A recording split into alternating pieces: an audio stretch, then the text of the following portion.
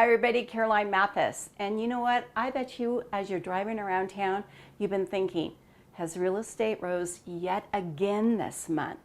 Well, let's check it out. Well, we talked about it last month that I was hoping that 530 was going to be about our highest.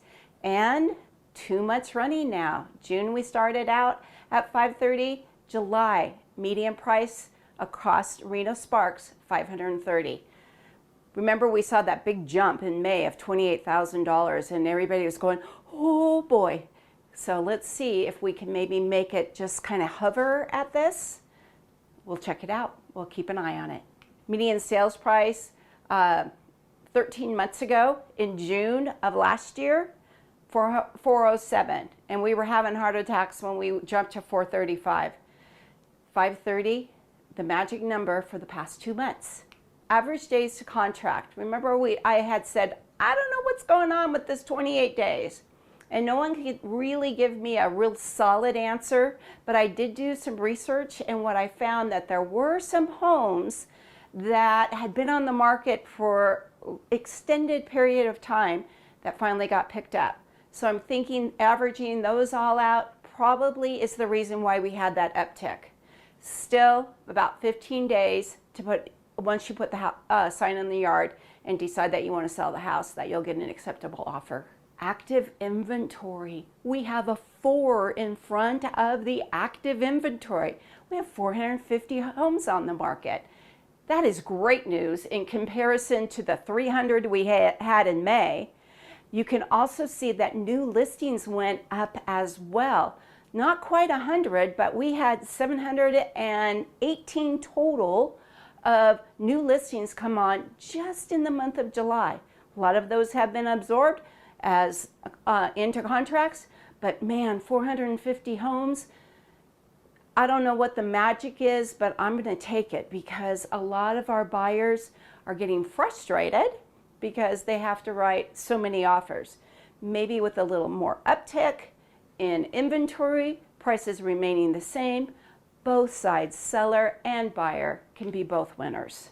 Wouldn't that be good? Months of inventory were up just a little bit to 0.7, so a little bit better.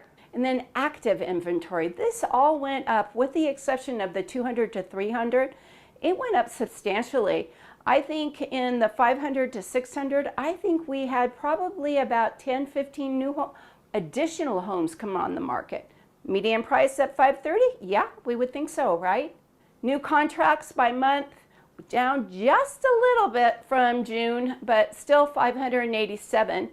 It's still quite a bit less from last July, where we had 745 contracts that were accepted. So we're still a little bit catch up and a little bit just kind of holding back, I think. Months of inventory across the United States, an uptick of 0.1%, still 0.26, getting a little bit better as well across the nation. We're going to go hyper local now. Reno, median price just rose 0.7%, but look at the active inventory, 337 homes on the market. Almost every screen that you'll see, if you watch that, have had double-digit increases. So yay, Sparks. Sparks set an all-time record. We've never seen 500,000 for a median price in Sparks. We did it this time in July. Look at the active inventory rose 43% to 113 homes. Still only 11 days to get your house into contract. This is down out in Fernley. Median price dropped just a bit and inventory just a little bit more. 13 days to contract is a lot less, 10% less. So when people go out there, they are being purposeful in purchasing a home. Our capital, Carson City, prices went up almost 10%. Look at the active inventory, 56% increase. 69 homes on the market, down on the median days to contract, 6 days. There's some people moving into Carson City. It's gonna stop being our bedroom community pretty soon, I think. If you go south a little bit further to the Minden Gardner area, They stayed just about the same, but look at that inventory.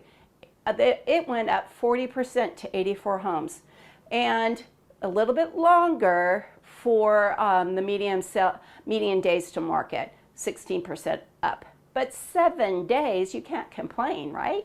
These are our townhomes in the Reno Sparks area, rose just a little bit, still below the 300.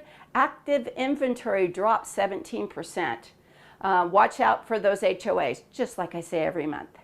Showing time, we've seen this screen before with some of my other videos, and showing time is where I call in to get permission to go in and show a house.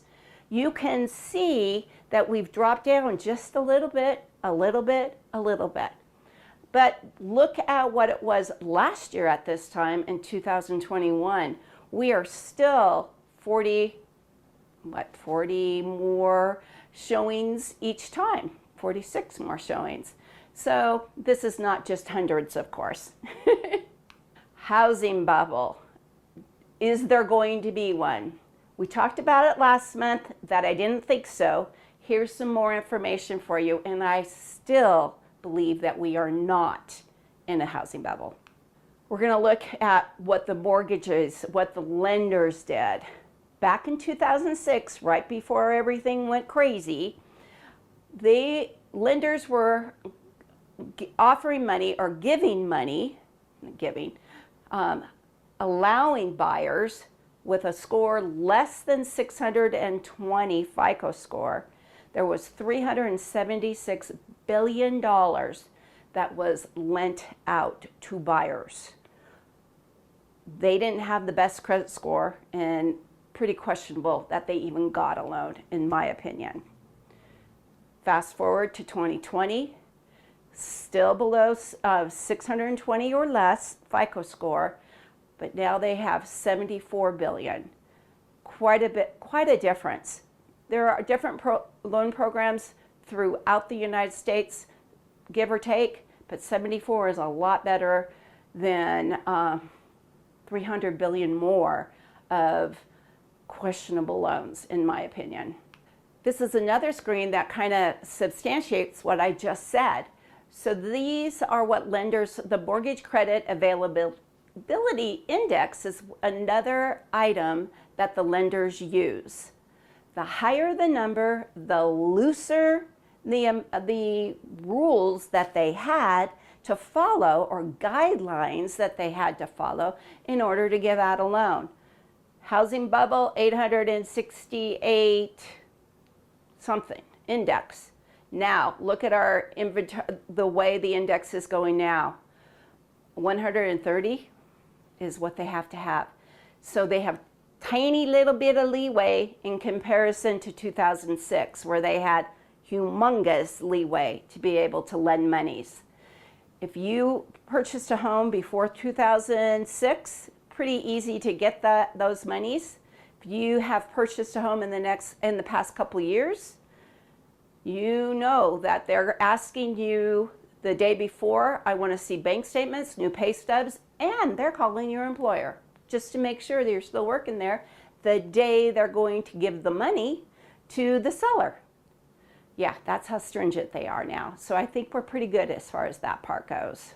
The next thing we want to talk about is the possibility of short sales coming on the market, or foreclosures, or commonly known as forbearance. The original projection clear back in, I believe it was April of last year, experts thought that at least 30% across the United States of mortgages would go into forbearance.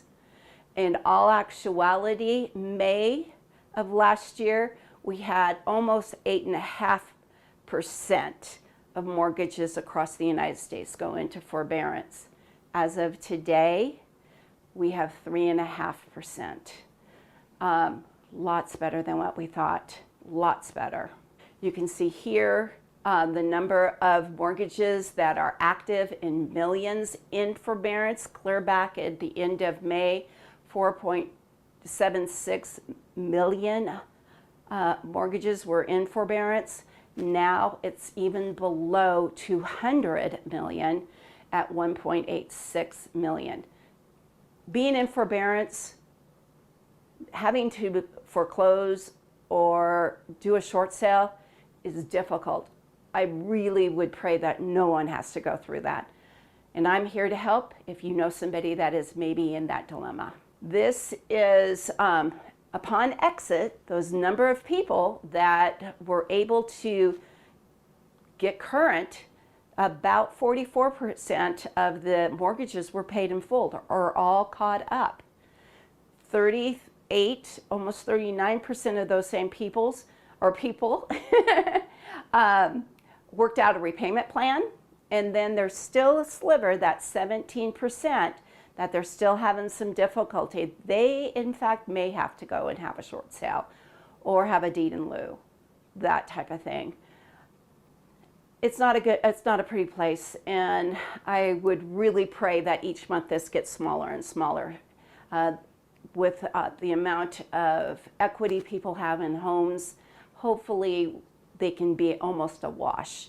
And yeah, it's awful to have to start over again, and it's awful to have to lose your home. So let me know if I can be of any help to you, okay? Between 2006 and 2014, there were over 9 million households that went through foreclosure. This time, we're thinking that maybe 17% of 189, so what's that, say 20, you'll have to do the calculations. His just not working today. But I'll get you that answer when I give you my contact information. How about that? We'll look at mortgage rates, and you can see that they're hovering right at about 3%. Did you miss the great rates earlier this spring? Possibly. I don't think we'll get any lower. And 3% for a mortgage that's 30 years on a $530,000 home, that's a pretty cheap interest that you're going to be paying. You'll be paying a lot more principal than you would normally if the interest rates, of course, were 6 or 7. If you have any questions on any of these, highlights are interest rates are good. I don't think we're going to have a bubble. Well, no, 99.9% sure we're not going to have a bubble.